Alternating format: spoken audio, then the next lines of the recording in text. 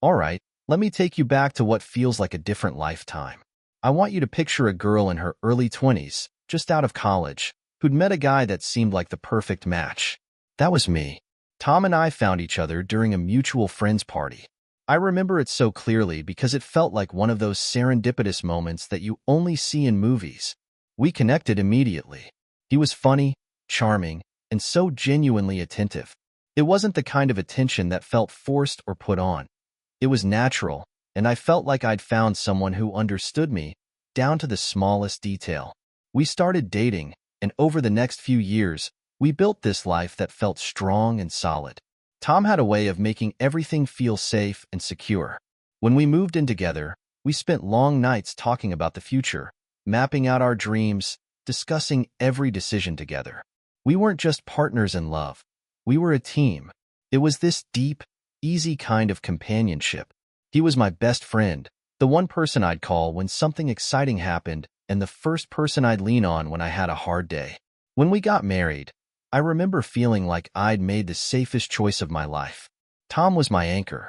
We set up a home together, making sure every room was exactly how we wanted it. We even had a little routine going. We'd spend Saturday mornings fixing up the house or running errands together, laughing the whole way through. There was a level of trust between us that I honestly thought was unbreakable. And as the years went by, our lives fell into a rhythm that just felt right. By the time we hit the 15-year mark, we had this shared history, this whole foundation that we'd built together. We had mutual friends who'd watched us grow, family who loved him like a son, and a future that seemed clear and predictable. Honestly, I thought I knew Tom better than I knew myself. There was this feeling that we'd weathered life's storms together. We'd gone through the highs and lows, from financial struggles to career changes to losing loved ones. I thought if we could make it through all that, we were rock solid. So, imagine my shock when things started to change. I'm talking about little things at first, tiny cracks in this perfect picture we'd painted over the years. So, the trip to Seattle. It seemed like such a normal thing at first. I was going to be gone for a week for a conference, just a quick work trip. Tom and I had done this kind of thing before. He'd travel for work sometimes, and I'd go on occasional trips for training or meetings. We trusted each other. That's how it always was with us. We didn't hover or feel the need to constantly check in. So when I mentioned the Seattle trip, Tom was completely on board. He even joked about getting to take over the remote for the week and finally watch all those grisly crime documentaries that I could barely stomach. I remember laughing, thinking how lucky I was to have such an easygoing, supportive husband. But when I came back, things were different. I can't even fully explain it because it wasn't just one thing. It was more of an energy, a vibe that I couldn't ignore. I walked in the door expecting a big hug, the usual "missed you" banter, and maybe a funny story about his week. Instead, he seemed, well, distant. His hug felt rushed, and he barely looked me in the eye. It was subtle, and part of me just brushed it off as maybe a side effect of being apart for a bit. But as the days went on, the feeling only grew stronger. He'd sit across from me, but it was like he was somewhere else entirely. Then came the business trips.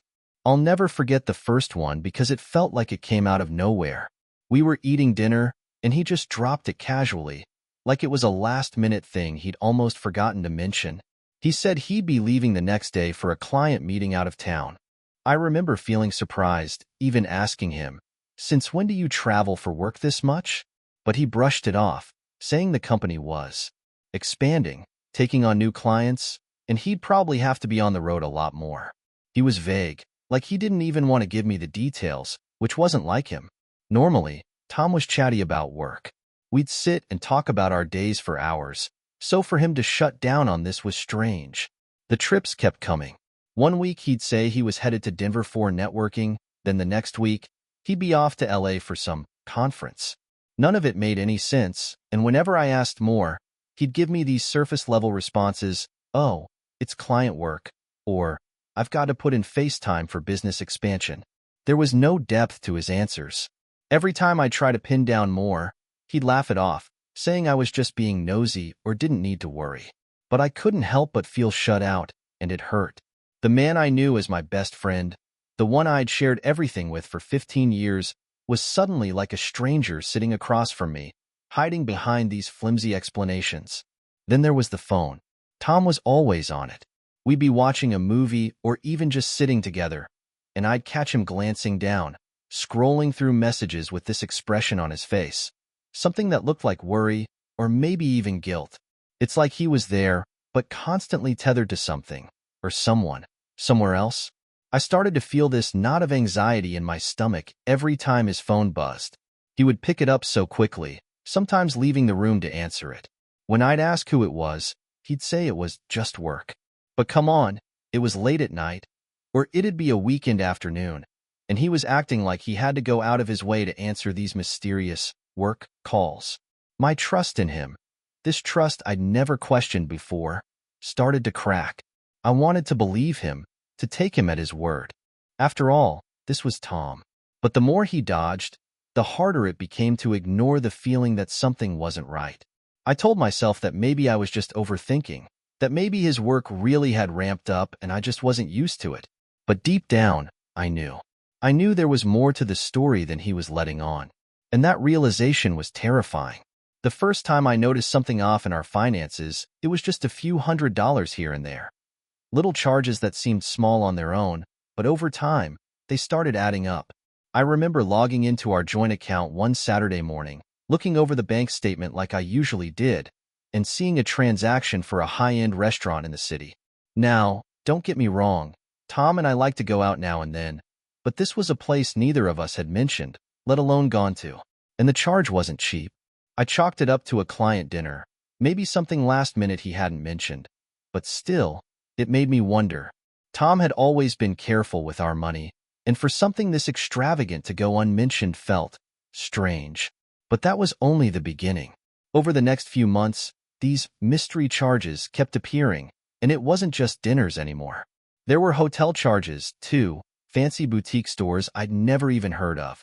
I started thinking, when was he even going to these places? Because, as far as I knew, he was supposed to be at work during the day or home with me on the weekends. Each time, I'd gather up the nerve to ask him, and each time, he'd brush it off with that same casual attitude, saying it was work-related or just an expense he'd be reimbursed for soon. Come on, it's just a client lunch, he'd say with a laugh, or, babe, this is business stuff. You know how it is. He made it seem like I was being ridiculous for even bringing it up, like I was nagging him about things I didn't understand. He'd laugh it off or give me that patronizing smile, telling me he had it all handled. They'll reimburse me in a few weeks, he'd say. But weeks went by, and there was never any reimbursement. It got to the point where I could feel myself doubting my own judgment. Tom had always been someone I trusted, completely, and it was like I'd entered this new phase where I wasn't sure if I was being paranoid, or if there was something real going on. Each month, I'd log in, hoping to see things settled, but instead, I'd find another surprise. Sometimes it'd be a couple of $100s for a new charge at some luxury spa, or there'd be a big charge for a boutique shop known for designer clothing. Places that, if I was honest, I'd probably love to shop at myself, but we never did because we were careful with money. Seeing those charges, I felt this hollow ache. Who was he with? Who was he spending this money on? It wasn't me, and it certainly wasn't part of our life together. But every time I thought about confronting him, I hesitated. He brushed me off so many times that I started wondering if maybe I was really the problem. Was I just overreacting? This went on for 6 months, 6 long months where I felt like I was losing my grip on reality, watching our account bleed out without answers. And it was more than just the money. Each unexplained expense was a new scar on my trust, my faith in the man I'd married. I'd lie awake at night, running scenarios through my head, wondering if I was blowing things out of proportion or if he was genuinely hiding something. My confidence, my sense of security, everything felt shaken. Finally, one night, I hit my breaking point. Tom was away on yet another business trip. He didn't even tell me where this time, just left with a vague mention of meetings. I remember sitting at the kitchen table, staring at our dwindling bank balance, feeling numb and angry. I'd had enough of feeling crazy, enough of doubting myself. So, I picked up the phone and called his boss, who, by some twist of fate, was also a family friend. I kept it casual, acting like I was just checking in. I said something like, "Hey, Tom mentioned he's been really busy with work lately. All these trips have been taking him away from home a lot, and I just wanted to make sure everything's okay at the company. There was this long pause on the other end of the line. His boss, always cheerful and talkative, sounded genuinely confused. Trips? He asked. What trips?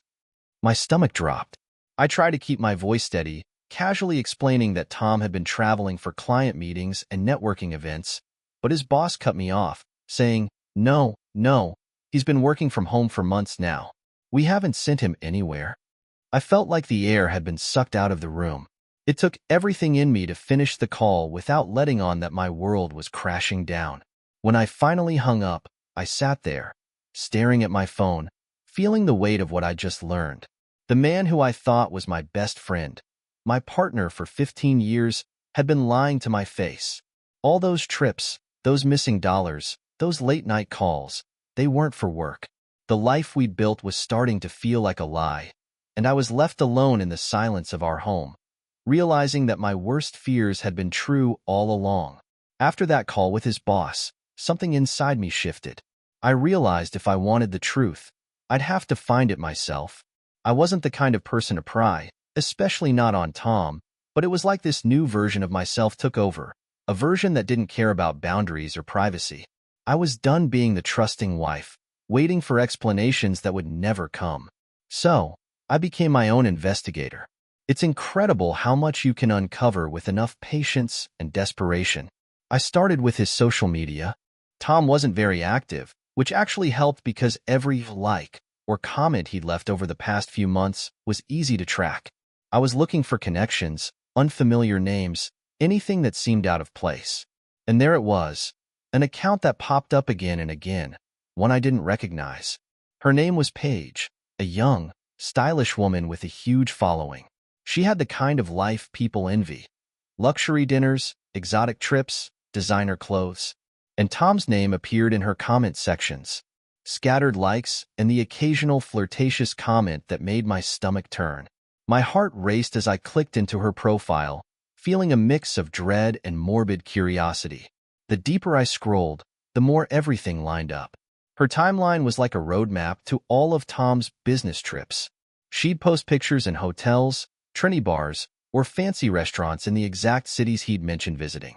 And the items she flaunted, the latest handbag, a pair of designer heels, jewelry, were things I recognized from our credit card statements.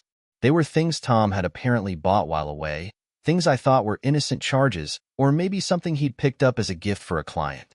But no, they were gifts for her. I scrolled through images of her flaunting everything, every item like a stab in my heart. She was living a life that he was paying for with our money. It was like a cruel scavenger hunt. Each clue, each new piece of evidence, felt like confirmation of my worst fears. As I pieced it together, I stumbled onto a post that nearly made me drop my phone. There she was, thanking her special someone for a weekend at a luxury spa, the same spa where we'd had our anniversary 3 years earlier. She had a way of writing about him without using his name, but it was obvious she was flaunting their relationship to her followers without a care in the world. And the sickening irony? She called him her generous and mysterious man, someone who knew how to make a woman feel cherished. I felt anger unlike anything I'd ever known, a hot, pulsing rage that took over every inch of me.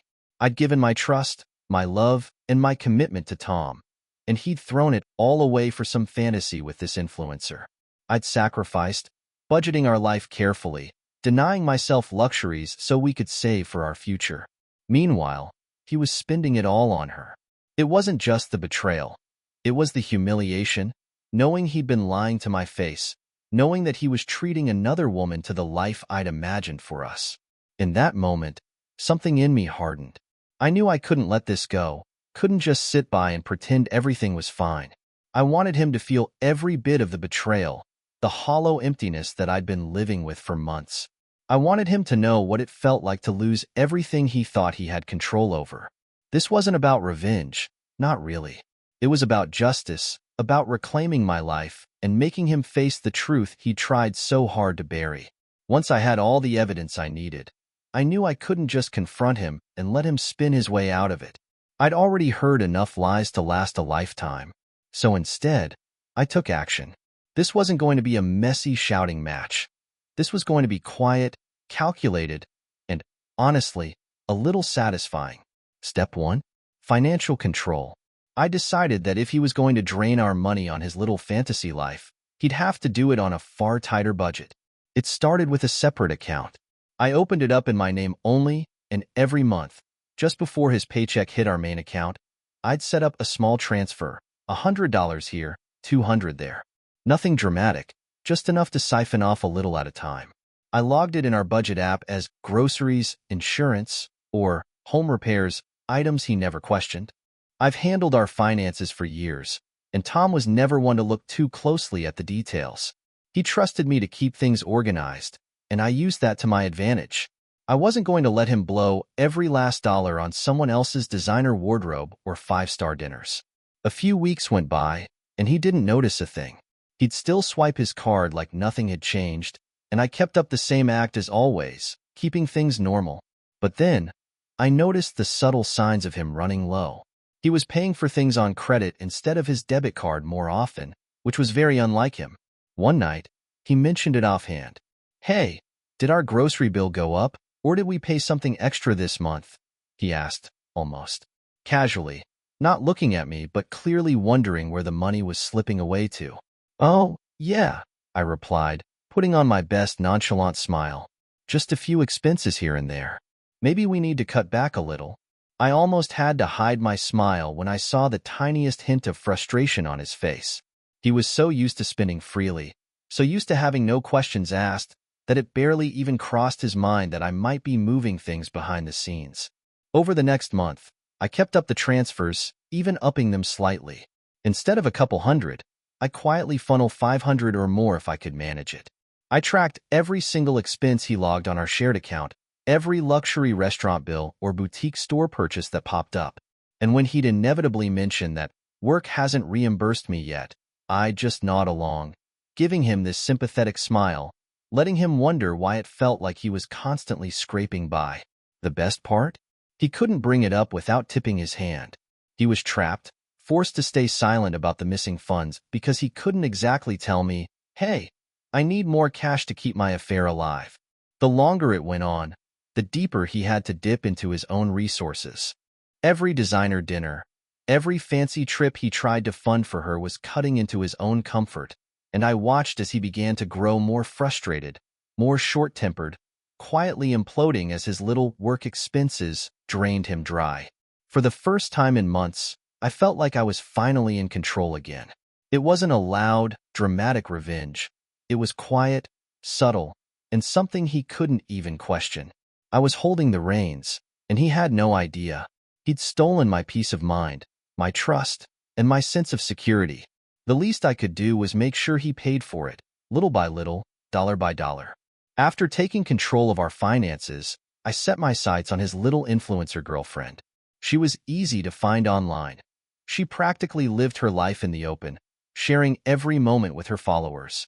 The thing was, she built this brand around being empowered and authentic, claiming she valued honesty above all else. Her entire online image was about being a self-made woman, someone her fans could look up to. The irony of it all made me almost laugh. I spent nights combing through her posts, pulling screenshots and lining up the dates and locations with the receipts and hotel charges from our account. She'd tag herself at a 5-star hotel, thanking her mystery man for spoiling her, not knowing she'd left a trail that led straight back to me. Each photo she posted was like a puzzle piece, and it all painted a very clear picture of who was footing the bill for her luxury lifestyle. And I had the bank statements to prove it. Once I had everything organized, I started crafting the exposé. I knew it had to be damning but factual, nothing she could twist into an accusation of bitterness or hate. I wanted it to be so airtight that even her most loyal fans couldn't deny the truth. So, I wrote a post exposing every sordid detail, as calmly and objectively as possible. I listed the locations, added screenshots of hotel receipts, and included side-by-side photos of items she'd shown off online that matched purchases on our bank account. I didn't need to accuse her of anything. The facts spoke for themselves. When I was done, I hit publish and let it loose on every platform she was active on. Instagram, Twitter, even LinkedIn. And I didn't stop there. I tagged her brand partnerships and sponsors, anyone who had collaborated with her recently. Within minutes, people were commenting, sharing, asking if it was true. Her followers, some of them young, impressionable fans who looked up to her, were shocked. The comments ranged from heartbreak and anger to outright disgust. How could you betray your fans like this? I thought you were all about honesty. How dare you preach empowerment when you're living off a married man? The fallout was swift. Her follower count, which had been in the tens of thousands, started dropping. Her sponsors, those high-end beauty and wellness brands she'd flaunted for months, distanced themselves immediately. By the end of the day, her partnership deals were unraveling one by one, with public statements saying they'd had no idea and would no longer be associated with her. It was like watching her brand, her carefully crafted, flawless online persona, crumble in real time. She tried to respond, first with denial and then, hilariously, with an apology, claiming she hadn't known he was married. But it was too late. Her fans felt betrayed, and her sponsors wanted nothing to do with the scandal. She was left scrambling, trying to salvage what was left of her reputation, while I watched from the sidelines, feeling an odd sense of calm. She'd helped herself to my life, my husband, my money, without a second thought. Now, she was the one losing everything. It was almost exactly a week later when Tom finally cracked. He came home that night looking absolutely rattled, a shade paler, his brow creased with worry. There was this unusual stiffness about him, like he was carrying the weight of something he couldn't shake.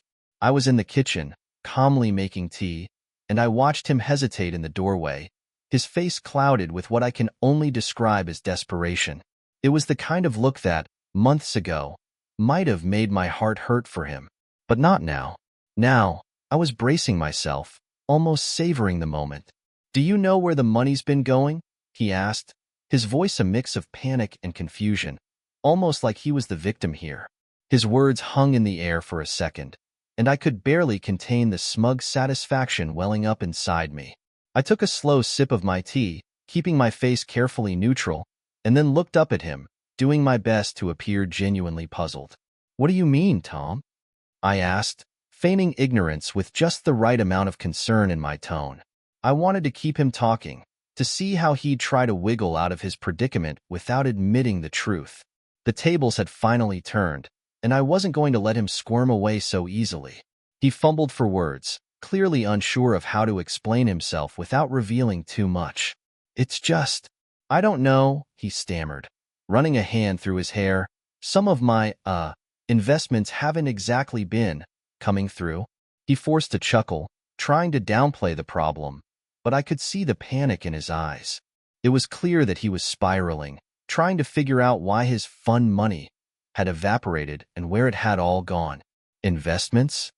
I repeated, tilting my head with a slight, sympathetic frown. "That's strange, Tom. Maybe it's just all those trips you've been taking. Those expenses add up, you know?" I gave him a little smile, my tone light, as though we were discussing something as simple as a household bill.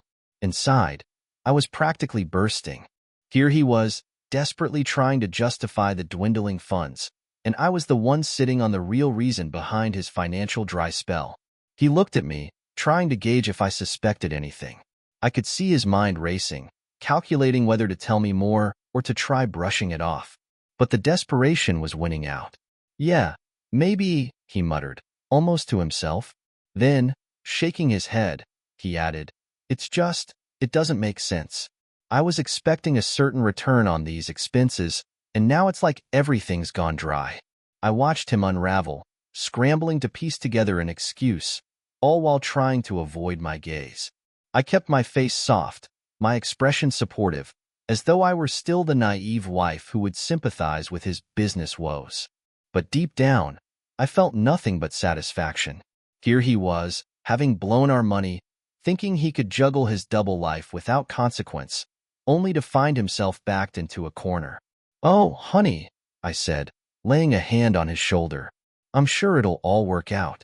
Maybe it's just a rough patch. You'll figure it out."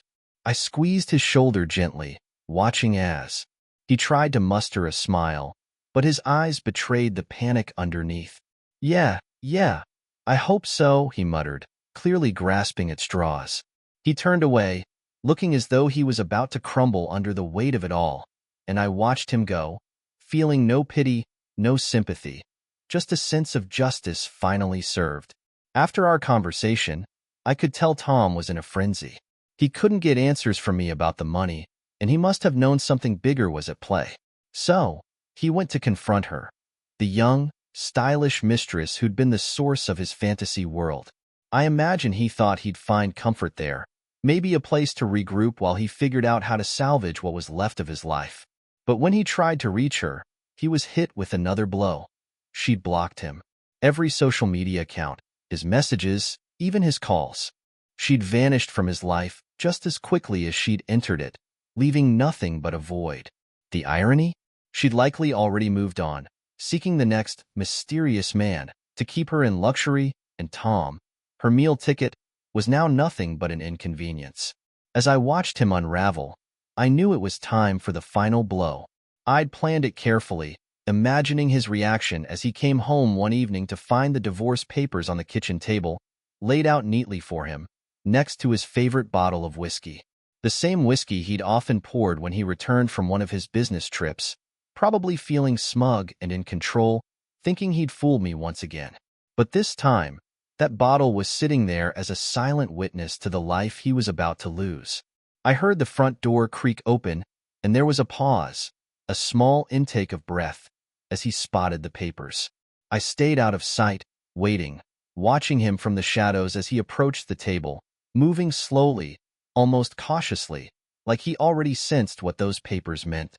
He stood there for a moment, staring at the divorce documents, his face blank, as if trying to process what was happening. I could almost see the reality setting in. He was about to lose not only his marriage but also the stability, the life, the respect he'd once taken for granted. His hands shook as he picked up the papers, and that's when he looked up and saw me standing in the doorway. There was a flicker of desperation in his eyes, a pleading, as though he thought there might still be some way out of this. But I just looked back, calm and unyielding, letting him know with one look that he'd crossed a line he could never come back from. The divorce was only the beginning. His affair wasn't exactly a secret anymore. Word spread fast, and my exposé on his influencer mistress had been thorough. It didn't take long for the news to reach his boss, who happened to be the same friend I'd called in my initial investigation. Turns out the boss wasn't too pleased to find out that his trusted employee had been using business trips to fund a luxury romance, burning through company money under the guise of client expenses. By the end of the week, Tom was out of a job, escorted out of the office without so much as a goodbye from his colleagues. But it didn't end there.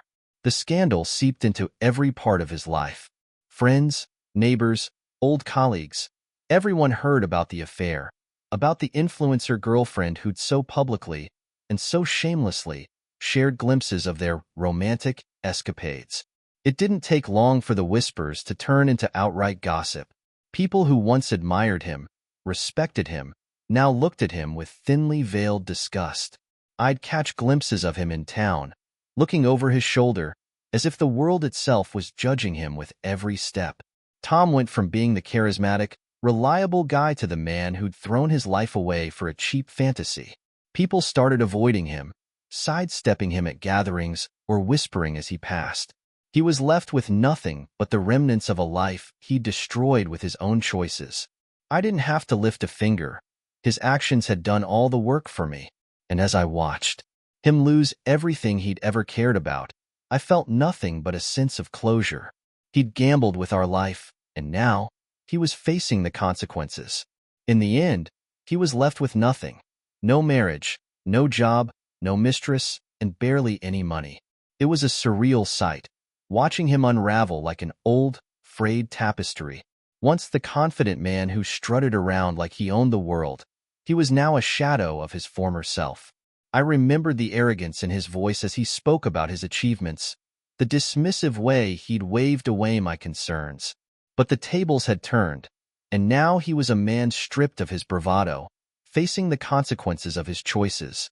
I watched as he tried to pick up the pieces, frantically searching for a lifeline in the wreckage of his life. His once bustling office had become a ghost town. Colleagues who had once revered him now avoided his gaze, whispers of his dishonesty trailing behind him like a bad scent. He had burned bridges with the same ease he had destroyed our marriage, leaving him isolated and desperate. The mistress he had clung to for validation was long gone.